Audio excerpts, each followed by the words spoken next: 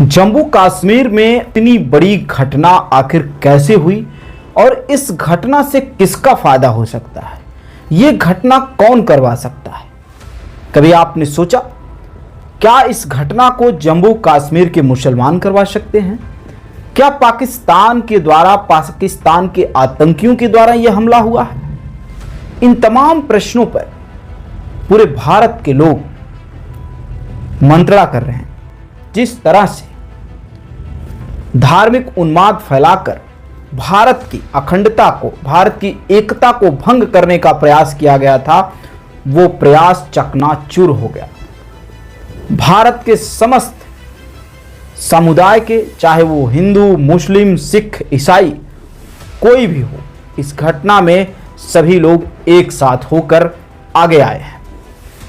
आपको मैं थोड़ा सा ध्यान केंद्रित करवाना चाहूंगा इस आतंकी हमले से जो हमारे देश के नागरिक शहीद हुए हैं। इस घटना से आखिर किसका फायदा हो सकता है? कौन इस घटना का जिम्मेदार है? तो थोड़ा ध्यान से समझने का प्रयास करते हैं।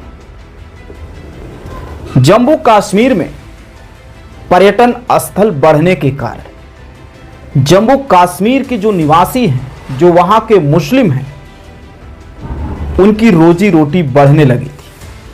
रिपोर्ट्स के मुताबिक 2 से 2.5 करोड़ पर्यटक वहां पर जा चुके थे पिछले वर्ष, जिसकी वजह से वहां पर जगह कम पड़ने लगा था। तो जो कश्मीर के लोग हैं वो अपने घर में ही होटल यानी कि ठहरने के लिए आश्रय दे दिए कम पैसे में। जो कश्मीर के गांव हैं, जो जम्मू कश्मीर के गांव हैं, गांव में पर्यटक के लिए रुकने की सुविधा अपने घर में ठहराने लगे और ऐसा करने से उनकी आमदनी बढ़ने लगी। यानी कि जम्मू कश्मीर जो एक समय था वहां पर कोई काम नहीं था, तो ऐसे फालतू में लोग घूमते थे। कहते हैं खाली दिमाग शैतान का घर होता है। तो जब से वहां पर चुनाव हुआ, केंद्र शासित प्रदेश बना, भारत के लोग कोने कोने से वहां पर जाने लगे और भारत का स्विट्जरलैंड कहा जाता है जम्मू कश्मीर को। ऐसे में वहां की जो जनता है वो सभी जनता की आय दुगनी हो गई, तिगुनी हो गई, यानी कि वो लोग कमाने लगे, अपने व्यवसाय में व्यस्त हो गए। कुछ चंद मुस्लिम होंगे जो पाकिस्तान की गतिविधियों पर या फिर उनका सहयोग करते होंगे, लेकिन ज्यादातर जो जम्मू कश्मीर के निवासी हैं, चाहे वो हिंदू हो, मुस्लिम हो, वो सुखी और संपन्न होने लगा था। तो वो अब ऐसी गतिविधियों को नहीं करेगा। अपनी रोजी रोटी पे कोई लात मारेगा क्या? अगर मेरा घर चल रहा है, मेरे घर में 10 रुपए रोज आ रहे हैं, तो मैं उस रोजी रोटी को नहीं बंद करूंगा। तो इससे यह साफ जाहिर होता है कि जम्मू कश्मीर के मुसलमान ऐसी गतिविधियों में नहीं लिप्त हो सकते। यानी कि कुछ चंद लोग हर जगह होते हैं गड़बड़। चंद लोगों को छोड़ दिया जाए तो पूरे जम्मू कश्मीर के लोग इस घटना से द्रवित हैं। यहां तक कि कई वीडियो आपने सोशल मीडिया पर देखा होगा कि जम्मू कश्मीर के नागरिक किस तरह से बयान कर रहे हैं कि यह घटना कितना निंदनीय है। अब प्रश्न उठता है कि आखिर ये करवा कौन सकता है? क्या पाकिस्तान सरकार करवा सकती है? पाकिस्तान की जनता करवा सकती है? क्योंकि पाकिस्तान सिर्फ पाकिस्तान नहीं है।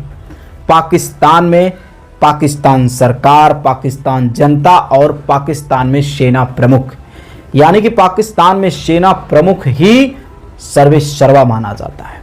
और सेना प्रमुख क्या ऐसा कर सकता है?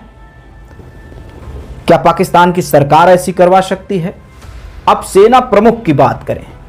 सेना प्रमुख ऐसा क्यों करवा सकता है या नहीं करवा सकता है?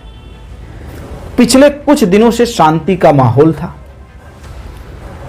कुछ प्रतिक्रिया हो नहीं रही थी। जम्मू कश्मीर के लोग सुखी थे। जम्मू कश्मीर की जो रोजी रोटी है वो सारी चीजें सही होने लगी थी। अब जो पाकिस्तान के सैनिक का अध्यक्ष है, सेना अध्यक्ष, उसको लगा कि अगर युद्ध नहीं होता है तो धीरे धीरे मिलिट्री सैनिक का तो उपयोग ही खत्म हो जाएगा, लोग मिलिट्री को भूल ही जाएंगे। तो उसने क्या किया, इस इतने बड़े हमले का षड्यंत्र रचा। और षड्यंत्र रचने में कामयाब रहा। ऐसा एक अनुमान इसलिए लगाया जा सकता है कि जो आतंकी नाम या धर्म पूछकर गोली मार रहे थे, कोई अगर किसी को मार देता है या उसका मर्डर कर देता है तो वो चैन से नहीं रह सकता, लेकिन वो आतंकी इतनी शालीनता से मर्डर कर रहे थे तो कोई नॉर्मल आदमी तो हो नहीं सकते, वो ट्रेंड आदमी थे। और उनको ट्रेनिंग कहाँ से मिल सकती है? उनको ट्रेनिंग पाकिस्तान के सैनिकों से मिल सकती है। तो जो मेरा अपना ओपिनियन है, जो मेरा अपना मानना है कि ये जो आतंकी हैं, इन आतंकियों के भेजने या फिर इनके षड्यंत्र में जो कारनामा करने का सहयोग है वो पाकिस्तान के सैनिकों का है। लोग बोलने की आज़ादी है, कुछ भी बोलें, वो बात अलग है, लेकिन सबसे बड़ी बात जो इस आतंकी हमले का मंसूबा था, जो इरादा था, उस इरादे में वो नाकाम रही है। इस निंदनीय घटना से पूरा देश एक हो चुका है, चाहे वो दिल्ली के जामा मस्जिद के मुस्लिम हो, चाहे वो ओवैसी साहब हो, सभी लोग एक साथ एकजुट होकर सरकार से बोले कि हम सरकार के साथ हैं, देश के साथ हैं, इन आतंकियों को मुंहतोड़ जवाब देना चाहिए। तो इस निंदनीय घटना, इस दर्द भरी घटना से पूरा देश आज एक हो चुका है। हिंदुस्तान जिंदाबाद, भारतीय एकता जिंदाबाद। हालांकि ये मेरा अपना ओपिनियन था, जो मेरे समझ में आया, जो मेरे दिमाग की इरादे बता रहे थे, वो मैंने आपके साथ साझा किया। आपके मन में क्या प्रश्न है? क्या आपको लगता है कि ये घटना कौन करा सकता है? तो आप अपनी ओपिनियन ज़रूर दें। और मैं समस्त भारतवासियों को इस एकता अखंडता को बनाए रखने के लिए निवेदन करता हूं कि इस हिंदू मुस्लिम की राजनीति में ना आए, क्योंकि जो और देश है वो भारत के अमन और शांति को देखना नहीं चाहते। पड़ोसी मुल्क पाकिस्तान में आटा 500-600 रुपए किलो है, वहां पर तबाही है। अब उसको समझ में नहीं आ रहा था कि कुछ खुरापात कैसे हो, तो उसने कुछ इस तरह से रणनीति बनाई और हमारे देश के नागरिकों को शहादत देनी पड़ी, अपनी जान की आहुति देनी पड़ी। उनके जान की आहुति जाया नहीं जाया दिया जाएगा, उनके जान की आहुति ऐसे जाया नहीं जाएगा। हमारे देश के समस्त नागरिक इसके लिए दुखी हैं और समय और वक्त पर इसका बदला ज़रूर लिया जाएगा। आज के लिए इतना ही। नमस्कार।